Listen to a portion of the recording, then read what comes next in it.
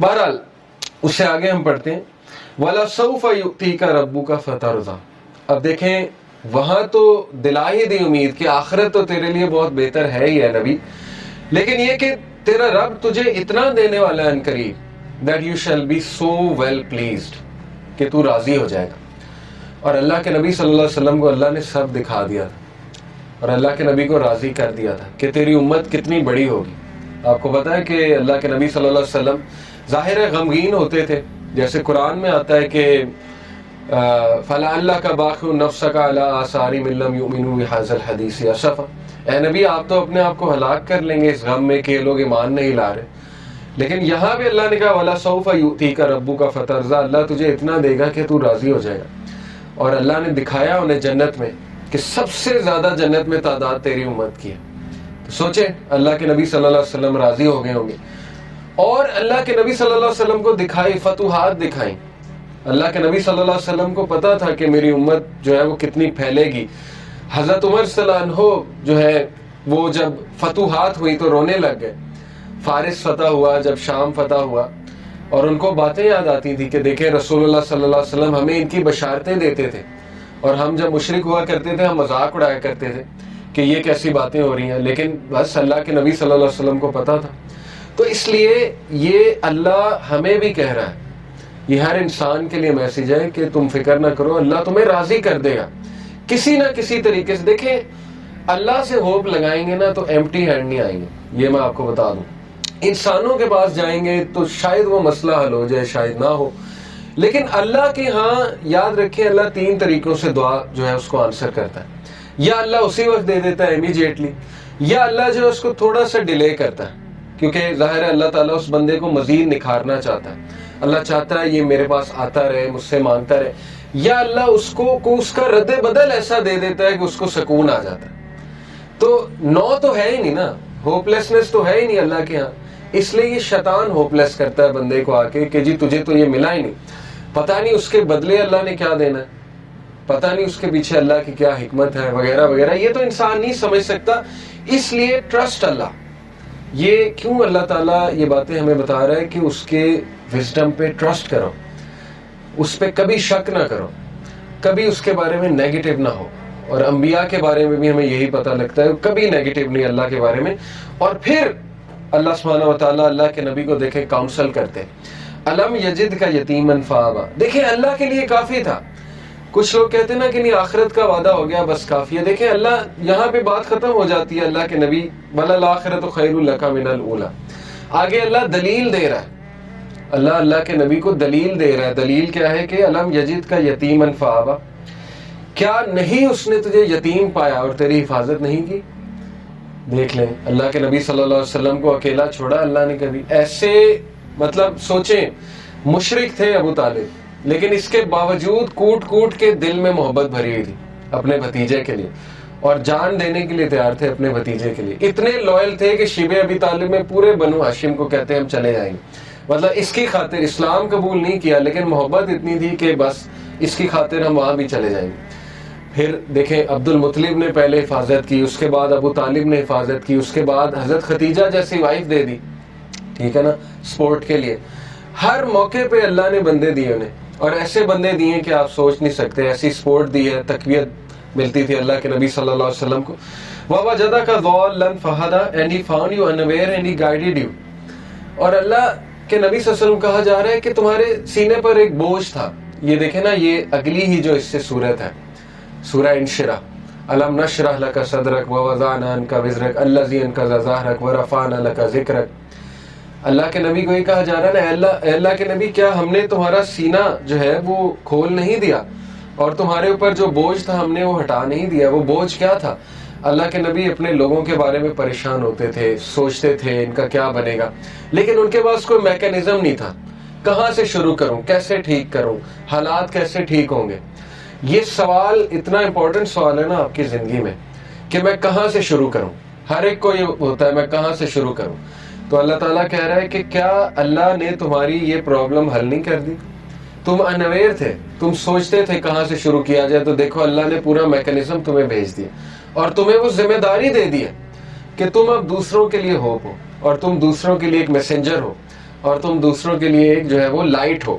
تو اس لیے یہ ہمیں بھی میسج ہے کہ ہوپ لیس نہیں ہونا ہے کسی بھی اسٹیٹ میں, کسی بھی کنڈیشن میں.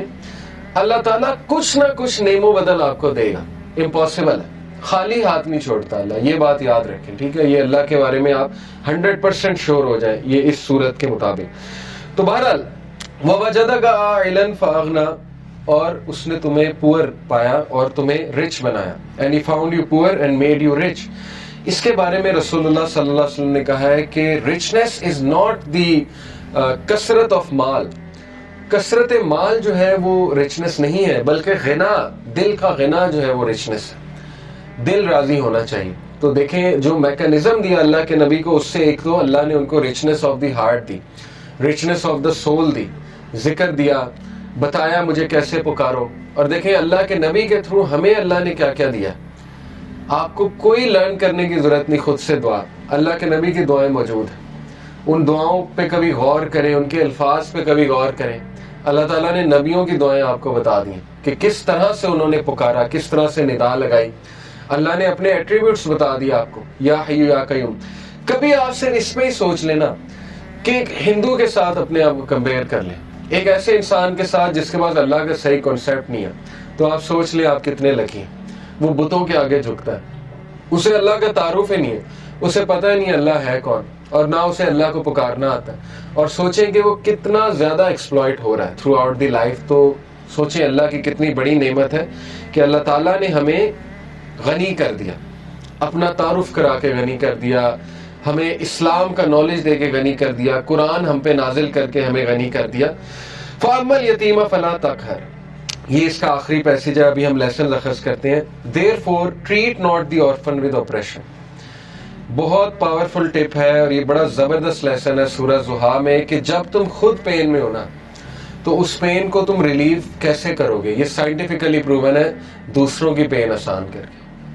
یہ ہے سب سے بڑی بات. یہ جو بندہ خود پین میں ہوتا ہے نا, وہ پھر دوسروں کی بڑی زبردست مدد کرتا ہے. اسی لیے اللہ کے نبی صلی اللہ علیہ وسلم چونکہ خود اس غم سے گزرے ہوئے, یتیم تھے اللہ کے نبی صلی اللہ علیہ وسلم, تو اس لیے اللہ کہہ رہے ہیں فَأَمَّا الْيَتِيمَ فَلَا تَقْهَرْ, اے نبی اس لیے آرفن کو ٹریٹ اچھا کرو, آپریشن کے ساتھ ٹریٹ. یہ نہیں کہ اللہ کے نبی کرتے تھے, لیکن یہ کہ ان کے تھرو میسیج دیا جا رہا ہے. وَأَمَّا السَّائِلَ فَلَا تَنْهَرْ and repulse not the one who asks. اسی لیے اللہ کے نبی سے جب بھی کوئی کچھ مانگتا تھا آج تک انکار نہیں کیا ہی نہیں کبھی انکار اللہ کے نبی صلی اللہ علیہ وسلم نے. تو میسج کیا دیا جا رہا ہے کہ اب چونکہ تمہارا دل نرم ہے غم سے, اور تم نے خود وہ چیز دیکھی ہے, تو اس لیے اب دوسروں کے ساتھ بہت نرمی برتاؤ. وَأَمَّا بِنِعْمَةِ رَبِّكَ فَحَدِّثْ and proclaim the grace of your Lord, اور اللہ تعالیٰ کی حمد بیان کرو. اب ہم ذرا لیسنز کی طرف آ جاتے ہیں. پہلے 2 لیسن ہم نے نکالے کہ پہلے 3 کے اللہ کے نبی صلی اللہ علیہ وسلم ایون ان پہ غم آیا ہے. تو غم کوئی بری بات نہیں ہے, ٹھیک ہے نا, غم کو سزا نہ سمجھیں. بانو قدسیہ کہا کرتی تھی نا کہ غم کا الیکٹرک شاک, ان کا ایک بڑا زبردست اس میں کالم ہے, غم کا الیکٹرک شاک اس کا ٹائٹل تھا. انہوں نے کہا کہ غم جو ہے یہ تو روحانیت کی سیڑھی ہے, اور غم اس روحانیت کی سیڑھی پہ چڑھ کے انسان کا جو ہے وہ دل نرم ہوتا ہے, پھر وہ دوسروں کا غم فیل کرتا ہے, اور پھر وہ دوسروں کے لیے کچھ کرتا ہے. ادروائز تو انسان مزے میں نا, اس کو کچھ آ ہی نہیں رہا, تو پھر نہ اس سے کوئی کام ہوگا نہ وہ اللہ کے لیے کچھ کرے گا. جیسے میں اکثر مثال دیتا ہوں, دیکھیں عمران خان صاحب کی والدہ کو غم, اگر وہ غم نہ آتا کینسر والا, تو شوکت خانم تو آج نہ ہوتا نا. کتنے لوگ مستفید ہو رہے ہیں شوکت خانم سے. تو ایک غم نے دیکھیں انہیں کیا کرنے میں مجبور کر دیا. اسی طرح کئی لوگوں کی آپ سٹوریز پڑھیں گے کہ ایک غم نے ان کو پتہ نہیں کتنا بڑا جو ہے وہ عظیم ایک لیڈر بنا دیا, یا ایک بہت بڑا فلنتھروپسٹ بنا دیا, کیونکہ وہ اس غم سے گزرے تھے. تو اس لیے اللہ کے نبی صلی اللہ علیہ وسلم کو بھی غم آیا, نبیوں کو بھی غم آیا ہے. لیکن یہ کہ دوسرا لیسن یہ ہے کہ ہر اندھیر کے بعد صبح ہے. کوئی بھی سچویشن مکمل اندھیری نہیں ہوتی ہے. ہاں مکمل اندھیری تب ہے جب آپ انسانوں پہ ریلائی کر رہے ہیں, پھر مکمل اندھیر ہے, کیونکہ انسان نہیں دے سکتا. اللہ تعالیٰ نے قرآن مجید میں کہا کہ جو مانگنے والا ہے وہ بھی ضعیف ہے, اور جس سے مانگا جا رہا ہے وہ بھی ضعیف ہے. ضعف الطالب والمطلوب, آئی تھنک یہ آیت ہے.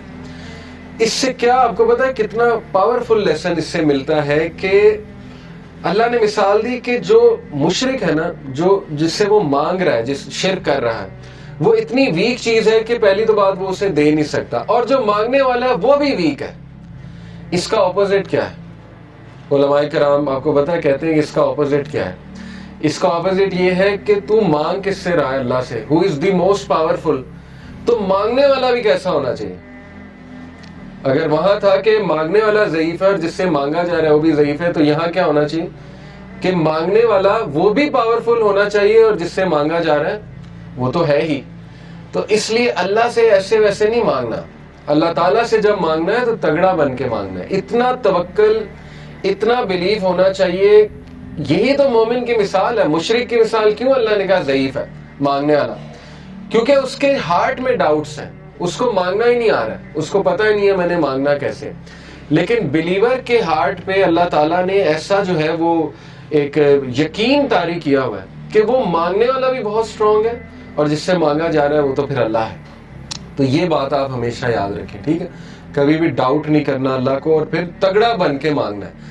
اللہ سے جب مانگتے ہیں تو پھر 100% ہوپ کے ساتھ مانگتے ہیں۔ یہ دعا کے آداب میں شامل۔ اللہ کے نبی صلی اللہ علیہ وسلم نے فرمایا تمہاری دعا تب تک قبول ہوتی رہے گی جب تک تم یقین سے مانگو گے۔ جیسے اس میں تھوڑا سا ڈاؤٹ آ گیا، جیسے اس میں یہ بات آ گئی کہ پتہ نہیں اللہ کرے گا نہیں کرے گا، تو وہ دعا پھر فالٹی دعا ہے، اس میں پھر کمی ہے، اس دعا میں اس میں پھر بہت زیادہ یقین آنے کی ضرورت ہے۔ تو اس لیے ان چیزوں پہ ورک کرنا چاہیے۔ دیکھیں ویلیو ایڈڈ چیزیں یہی ہے کہ اپنا یقین بڑھاؤ، اپنا توکل بڑھاؤ، ٹھیک ہے؟ تو بہرحال یہ ہمارا دوسرا لیسن تھا کہ ہر اندھیر کے بعد جو ہے وہ روشنی آئے گی۔